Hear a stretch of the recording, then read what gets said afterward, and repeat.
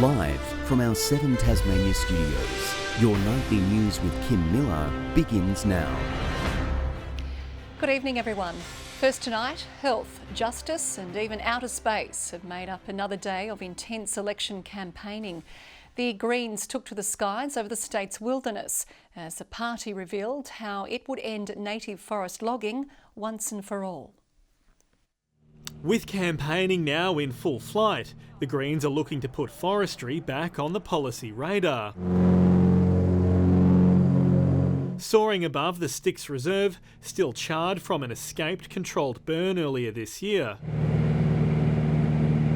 The party making another push on a key battle. It's time that we ended native forest logging and transitioned our skilled forestry workers into becoming good forest managers. They're key to tackling the climate crisis. If we don't protect Tasmania's forests, then we can't get global warming under control. Environment policies have been largely absent from the election so far, and the Greens admit decades of forest wars have impacted voters. Yes, people are fatigued by this debate, but we also have to remember that we're still having it because the Liberal and Labor parties refuse to accept the science. We have a much smaller forestry industry. It's almost a niche forestry industry at the moment, in fact largely plantation driven. What the Greens are attempting to do is to create a problem where none exists. It was a crowded day on the trail. At a remote observatory, the Liberals promised to bring Tassie into the space race, albeit with a modest amount of cash to help connect the site to fibre. It's over $300,000. Research and jobs in space industry are going to go warp speed. There was an additional $280 million for 3,500 new homes and $15 million for the justice system. We will also deliver almost $2.5 million to reduce reoffending and increase rehabilitation in Tasmania through new partnerships with key organisations. Peter Gutwin revealed how his party would pay for the promises, releasing a fiscal strategy, ruling out new taxes or selling assets. No and no. Labor is yet to officially release its own, today targeting the Liberals over these images from the Royal Hobart Hospital. Now, these pictures show padlocked wards here at the Royal Hobart Hospital. They show empty wards where beds once used to be. Although the wards haven't closed, they've just moved to K-Block, but Labor argues the rooms are now sitting idle. Sean McComish, 7 Tasmania News. Meanwhile, 60 election candidates are being endorsed by the Education Union, deemed willing to boost public schools and TAFE through their policies. Candidates were recently surveyed. The union says all parties except the Liberals responded with education support. What that means is that they're prepared to fully fund schools, they're prepared to make sure that TAFE does not become privatised, and we're here to say that these are the people we want to see people voting for. In a statement, Minister Jeremy Rockcliffe says the Liberals are investing a record $7.5 billion to education, and a comprehensive letter has today been provided to the Education Union in relation to its questions. A downpour in the state's north has wreaked havoc on our roads, with multiple crashes occurring in and around Launceston. 2 people were injured in a 2-car crash on the Midland Highway at the Kings Meadows connector, with both taken to hospital. The jaws of life were utilised to retrieve a woman from a sedan passenger seat, though her injuries were non-life-threatening. And the wet conditions also saw a truck roll over on the East Tamar Highway at Dilston. Emergency services attended the scene of the incident, which occurred just before midday. 1 person was transported to hospital with non-life-threatening injuries. In the lead up to Anzac Day, local authorities have welcomed the announcement of a Royal Commission into defence and veteran suicide. RSL Tasmania says it's a problem we need to overcome, with the issue continuing to devastate families across the country. A poppy on one side and his medals on the other. This Vietnam veteran reflecting on the struggles faced by fellow diggers. The rejection and isolation, and the support services are not there, or they don't understand. Less than a week out from Anzac Day, today welcoming a Royal Commission into the high rate of veteran and serving personnel suicide. In Afghanistan we lost approximately 40 lives, and now we're over 400 lives of veterans who have lost their lives to suicide, which is very, very tragic, and it's a problem that we have to try and overcome. saying it often comes down to adapting back to civilian life. You're trained to live on the edge all the time, and then when you leave that life and you go into civilian life, you're no longer on that edge, and we don't teach them how to come back and to settle into, what we would call a normal lifestyle. Now, if you look at a veteran that's left the Defence Force and he's got a lot of issues, the question's asked, well, how did they get to that point? What broke them? Well, it's defence, the service and defence. For Senator and veteran Jackie Lambie, the commission comes after years of advocacy. And out of that too will come that healing process. People will finally get to go and have their say and get it off their damn chests. And I think this is a way of moving forward. Already calling for top experts to consult on the draft terms of reference, while pleading for all recommendations to be implemented. We stand ready to work with the federal government to ensure the overall health and wellbeing of our veterans and armed service personnel. Ruby Kamain, 7 Tasmania News. And if this story has caused distress, you can call Lifeline on 13 11 14. Local football leagues are warning games could be cancelled following an enormous drop in umpires.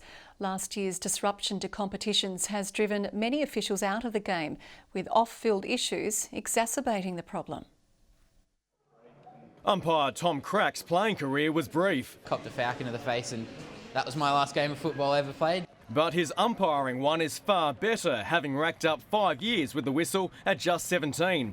And he's needed now more than ever. Umpire numbers are well down, especially young ones, largely in part because goal and boundary umpires were scrapped in some competitions last year because of COVID rules, meaning many teenagers found other paid work and haven't come back. And with injuries and unavailability and sickness as well coming into winter, it is a concern, and we don't want to leave it to the last minute. Now, the Umpires Association warns the entire competition is at risk. If the slender stock of officials tips over the edge, it'll be up to the clubs to fill the gap, something which may not be possible. I'm aware that there are volunteer shortages within clubs as well, so it's no different to here. The association says there are plenty of perks, including tax-free pay, fitness and a solid camaraderie between the green team. You don't realise how much fun it is until you actually do it. Although the age-old issue of umpire abuse hasn't been completely eradicated, to Dom Shaliro, it's water off a duck's back. To umpire a full game correctly is next to impossible. The problem isn't limited to the north, with the Southern Football League also feeling the squeeze after adding extra teams to its competitions this year. It's put a fair bit of pressure on the Umpires Association. Anyone wanting to give umpiring a go is encouraged to reach out to the leagues. Tom Johnson, 7 Tasmania News. A new way to test for coronavirus in Tasmania is about to roll out, with wastewater surveillance starting this week. 22 sewage treatment plants across the state will be monitored, some weekly, some monthly. Samples from the 6-month program will be sent to Adelaide for testing, while Tasmania develops its own capabilities. The first results are due back this weekend.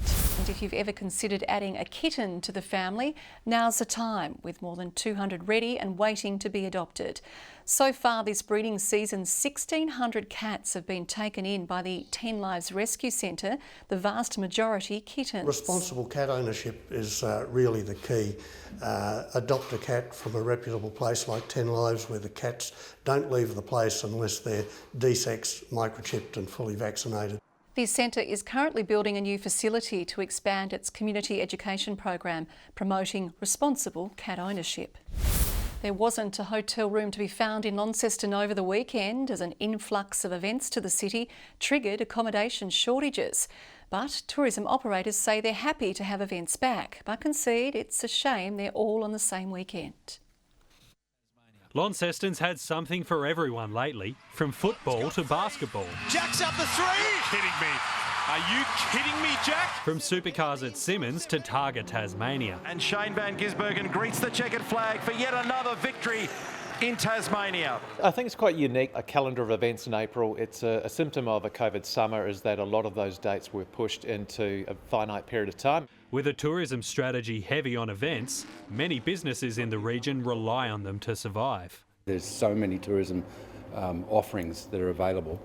The events draw the people down here, and then from there they radiate out to the market. The hectic schedule putting a strain on the area's accommodation. Flat out, been booking out nearly every night, all definitely last week, week before, this week. It's just been insane, so busy. Broadcast teams flown in for last weekend's A-League match reportedly stayed in Georgetown. Punters were forced to stay an hour away or just miss the trip. It's just unfortunate that everything came at the same time. We really do need them spread to ensure that the accommodation sector, the hospitality sector and everybody else in the tourism industry benefits.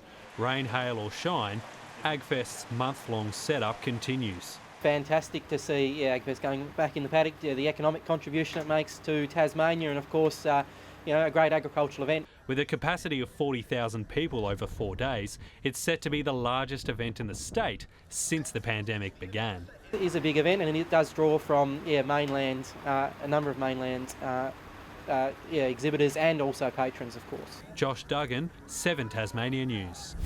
One of Target Tasmania's marquee names has crashed out of the race. Jason White's Viper burst into flames after spearing off the road. Any racing fan would be heartbroken seeing the dynamic Dodge in its burnt and totaled state. The Viper had careered off a dirt bank in the heart of the northeast after hitting a stream of water running across the road, enough to condemn the supercar to the wreckers. Luckily, both driver and co-driver weren't hurt. The testing stage could have wiped out even more at the head of the field. Tassie's Ed Maguire described the road conditions as the worst he'd ever driven in, even attributing his survival of the stage to his experience racing on gravel. Maguire has retained the lead, with his time amended after stopping to help White at the crash site. Trevor McLeod and Steve Glennie claimed 3 of the stages today to jump to 2nd overall in their Nissan GTR. Although the sidling's been conquered, tomorrow's racing is tipped to be just as precarious. They're driving from Launceston to Strawn, with more bad weather on the way. To hockey, the move to a 3-coach panel has proved wonders for Canterbury, which has recorded 4 straight wins. The secret? We've got a bit of a philosophy that trying to have the patience of the Dalai Lama, but also at the same time be sort of as mad as a tree full of glass, and trying to be a bit like bees to the honeypot. Canterbury's biggest test comes this week, a top-of-the-table clash against Derwent. In the women's, an under-strength OHA has had what could be a season-changing win, knocking over Northwest Grads 2-1. Sarah McCambridge was pivotal, setting up the first goal and scoring the winner. It could be the difference of winning the minor premiership and not at this point. We were in a similar position last year and missed out on the minor premiership by 1 game. And Western United's Japanese star had a true taste of Tasmania. Yeah, see Tasmanian debut and Wombard, really good. United can make amends for its loss to the Central Coast Mariners when it returns to UTAS Stadium against the Wellington Phoenix Thursday night. Until now, midfielder Stephen Lustica has shunned the sightseeing to focus on getting his body right. They're a very good side. They've had a good victory in Perth as well, so yeah, it's going to be a tough game. But like I said, we've got a lot of momentum at the moment. Kick-off for the match on Thursday is at 7:05. Good evening. Flinders Island, our maximum today with 18 degrees, a fair drop back to Hobart's 10. Launceston 13 today, Burnie 14, Devonport 15. Some temperatures up to 9 degrees below average, Low Head and St Helens 15, King Island 13, Friendly Beaches, Ouse and Strawn 11, Grove 10, Lyowini twitched a bit from a low of 4 to a high of 5. The frontal cloud passed through overnight and today low cloud following. To 9 a.m, Lake Margaret recorded 40 millimetres. Today Grey had 10 prior to 3 p.m. That cloud band also over Victoria and southern New South Wales. A second band of cloud south of WA and the Southern Ocean. Onshore winds had the cloud over southern South Australia. Tomorrow Tasmania lies beneath a ridge, locked between 2 fronts. A high dominates the rest of Australia, troughs over Queensland and the far west. The south to southwesterly winds will tend west-northwesterly during the morning tomorrow and freshen to 20 to 30 knots over the west and south. A strong wind warning has been issued for waters between Tasman Island and Stanley. A frost warning for many districts, including the central north and northwest, the Midlands, east coast and southeast and the upper Derwent Valley. Yes, cool start tomorrow. 4 for Hobart, 15 the top, -2 for Geeveston, 13 the maximum, 12 the high for Bothwell after a cold start. Cold 2 for Launceston, negative territory to start, 14 the high later, 14 for Devonport and partly cloudy, morning frost for Cressy, a top of 14. Burnie, a late shower, 13, 14 the high for Strawn, a late shower for Curry. King Island expecting 15 degrees. East tomorrow, mostly sunny. St Helens 15 along with Swansea, Orford 15 as well, fairly consistent. On Thursday, fine apart from showers over the west, south and Bass Strait. A few more showers over those regions again on Friday, partly cloudy over the north and east, and on Saturday more showers through Bass Strait along with the west and far south. Sunny and 25 in Perth. A possible late shower in Adelaide tomorrow. Cool and cloudy for Melbourne. 22 in Sydney and mostly sunny. No problems for Brisbane. 31 there and fine over the far north as well. And here's a look at the current conditions, but more importantly, we have an anniversary here at the station. It's 12 months since Kim Miller jumped into the presenter's chair. Kim, I don't care what everyone else around here is saying. I reckon you've been doing a good job. Oh, with your support, thank you very much, Murph. That is your news for now. I'll be back later with updates and hopefully tomorrow. Thanks for joining us. Good night.